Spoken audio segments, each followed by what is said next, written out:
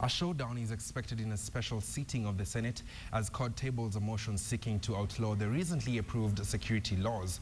KTN's Aaron Ochieng is following these developments, and you now join him live from Parliament buildings for further insights. Now, Aaron, if you can hear me, what is happening right now, and perhaps maybe just mention some of the issues being raised by CORD? Good afternoon, Ian Wafula.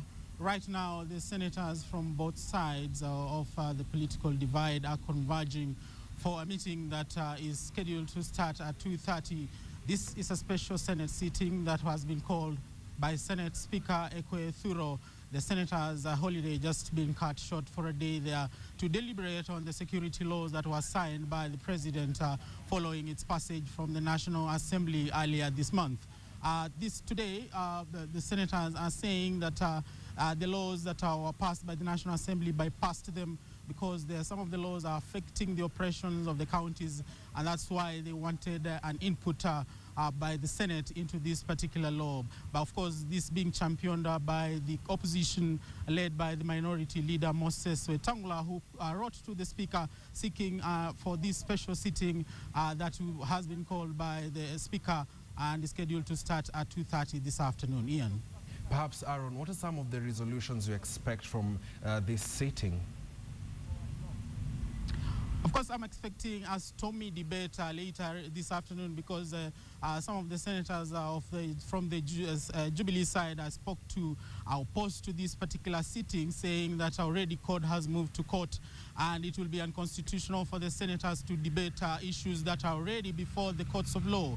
Of course, I've spoken to one of the senators who is saying before the debate starts, he will challenge the legality of this sitting, and if he's ruled right, then probably the sitting would be called off. But if it goes on, and should they find some substance in what the CORD coalition is saying, then they will fall to what the National Assembly has passed, and probably they will seek interpretation of what the president signed in the corridors of justice. Ian.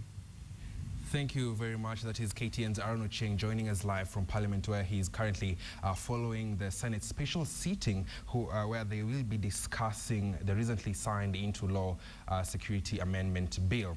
Now we go to Mombasa, where it is an end of year's reprieve for embattled Mombasa Republican Council leader Omar Hamisi. This is after a Mombasa court awarded him a bond, with his case now adjourned for hearing to the 27th of January next year. Mwamnwazi and 7 others appeared before court to answer the charges of being members of the unlawful society. The 8 were awarded a 500,000 shilling bond. The prosecution earlier asked the court to deny the bond, claiming the accused could engage in further heinous activities. High Court Judge Stephen Riech, however, turned down this request. The MRC leader is also accused of holding an illegal meeting on the 29th of December at Kombani area in Matuga.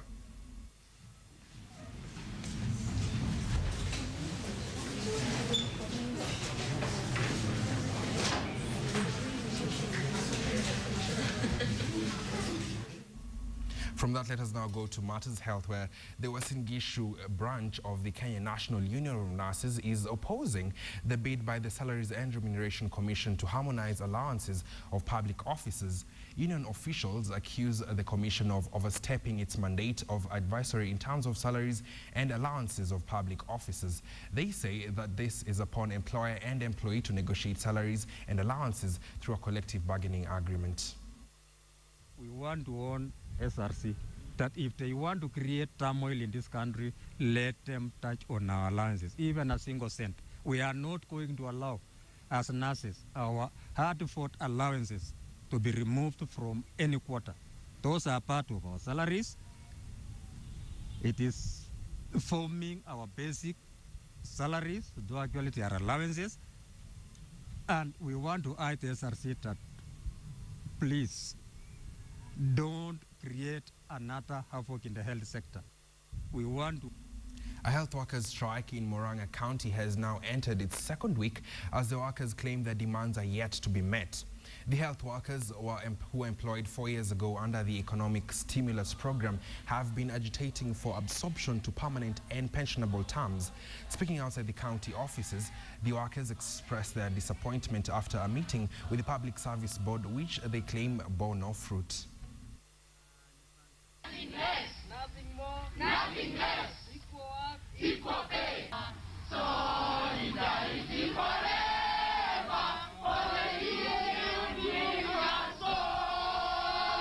they're offering is an extension of the contract, which we are saying that we don't want any extension of the contract. What we are asking is immediate absorption and employment of all the workers who have been working under the economic stimulus program to permanent and pensionable terms. We don't want any excuses. Enough is enough. They have been, their contract have been extended from June last year. Now they are adding another contract for 6 more months, which we have not taken. So can they do the needful? Elsewhere, traders in Narok town are counting losses after the town was hit by flash floods Monday evening. Property worth millions of shillings was swept away by raging floods. This morning, the traders had a difficult task clearing the area as goods were buried in muddy water and road rendered impassable.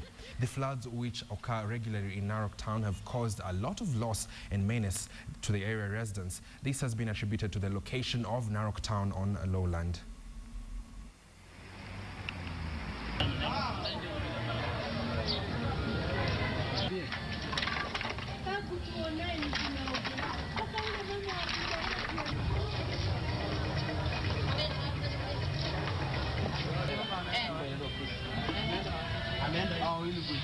The whole of hii town iko ndani ya shimo. Iko ndani ya shimo. Na hakuna venye tutasema ati tutazuia maji. Hii maji imekuwa just too much. Wanabiashara wamepoteza mali na kila mwaka kuna kilio katika Narok kwa sababu ya kupoteza mali na saa zingine kupoteza uhai. And from Narok, we go to Bomet, where the National Authority for Campaign Against Alcohol and Drug Abuse, NACADA, has launched a 3-day anti-alcohol campaign in Bomet County.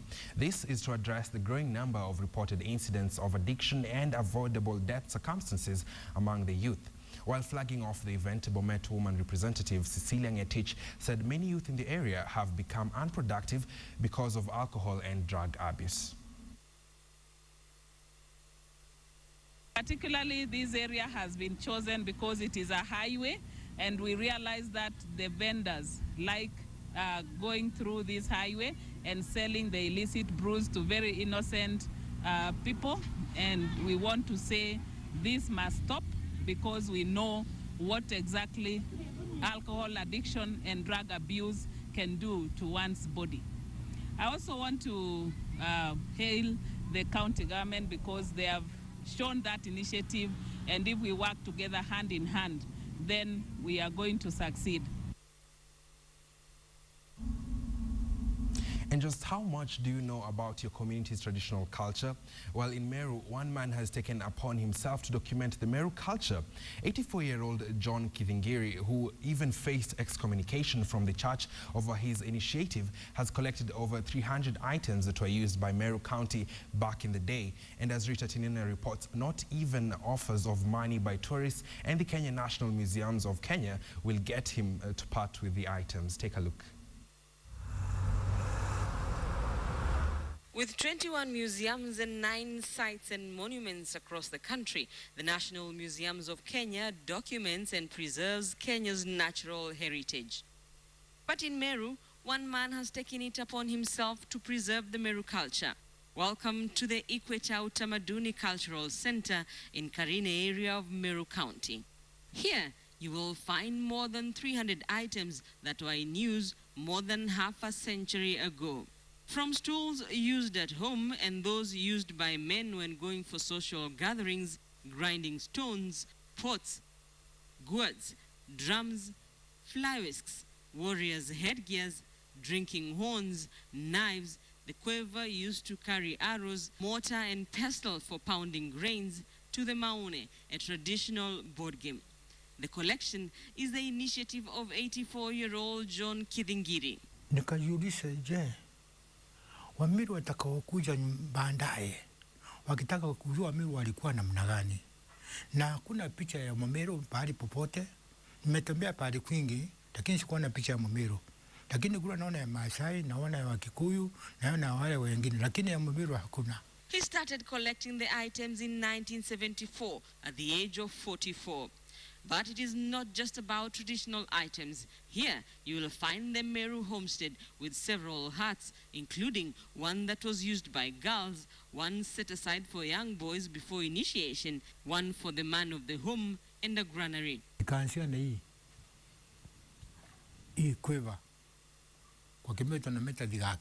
But it was not off to a smooth start. With the community having embraced Christianity, his efforts were not taken kindly by church elders. He was threatened with excommunication from church.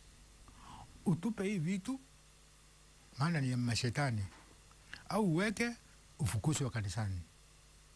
Nikawambia, kwangu sioni kitu, lakini sitaki kufunguzwa kanisani, hivi vitu ndio nitafukuza bitoke kwangu. He started selling the items, but church elders later changed their minds about the excommunication after visiting the cultural center. Now, with unique cultural items such as a shaver, Kithingiri has on several occasions been offered cash in exchange for the items. Wasungu wanataka kununua hivi vitu, wapeleke kwa ng'ambo. Nikaona kama Mungu alinifunulia kukusanya vitu vya Meru, kuuza tena itakuwa laana kwangu. Maana watu watakuwa wakijua kuja kwangu kujua kuona akusa haviko. The Equator Utamaduni Cultural Center was in 2003 designated as a national monument under the Monument and Antiquities Act. Even the National Museums of Kenya has tried to acquire the items from Kithingiri.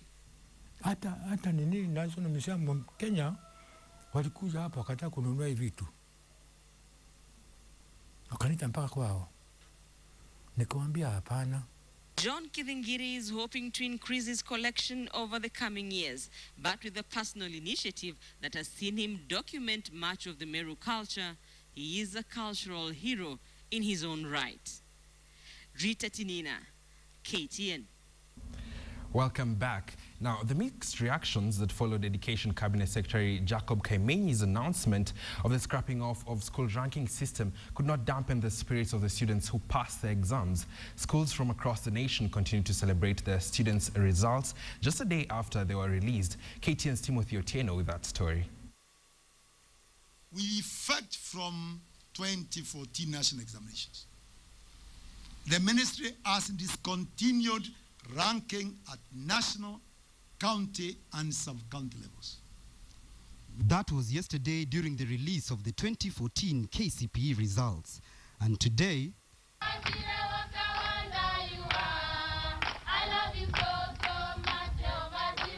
joyous songs at High Peak Junior Academy in Naivasha filled the air as teachers, parents and students celebrated the school's success for the 2014 results. I'm very happy because I've got 437. I never expected all those marks. I have attained 436 marks and I owe it all to God and my parents and teachers, and I'm very, very happy. In Machakos County, Star Sheikh Academy was also in celebration as 110 out of the 230 who sat the exams had 400 marks and above. Kati ya yale masomo ambayo yamefanywa vyema ni somo la Kiingereza na vile vile somo la Kiswahili. In Uasin Gishu County, Abraham Agwet, a South Sudanese national, was celebrating the 430 marks he garnered. Elview Academy saw its best pupil Ian Oduor celebrated for attaining 435 marks. I expected to pass and I thank God for the marks that he has enabled me to get. For 14-year-old Sandra Chepchumba, tears of joy flowed freely as she was the best pupil at Olives School. Thanks and glory to the Lord, because I know he's the one who enabled me to reach this far. Twin sisters Grace and Gloria from Crater Academy in Nakuru County had a double blessing for the school, garnering 409 and 392 marks respectively. To advise them, to encourage them, and I would also come to school, I consult with the teachers. This year saw nearly 889,724 pupils sit the KCPE exams, with nearly a quarter of that number scoring 250 marks and below. Timothy Otieno, KTN. We do wish them the very best in the next level of education. Now, elsewhere, A principal suspect in an illicit international organized crime in ivory trade, Faisal Mohammed, who had been on run for the last 6 months, was today arraigned before a Mombasa law court for the second time since he was nabbed. Faisal is charged with trafficking ivory worth 44 million shillings in June this year. He was deported to Kenya by Tanzanian police last week. He was brought into the country by road from Dar es Salaam following an arrest warrant issued by a court in Mombasa. Faisal's plea for a second bond will be decided on Friday. Meanwhile, he is still detained at the police station in Mombasa. Should not be. The fight for trial, not at all. And that marks the end of our bulletin this afternoon. Do join us in our subsequent bulletins, and we'd also be glad to know what is happening around you. Our Twitter handle is @KTN Kenya. Tweet us and get to interact with us. My name is Ian Ofula. Do have yourself a lovely afternoon.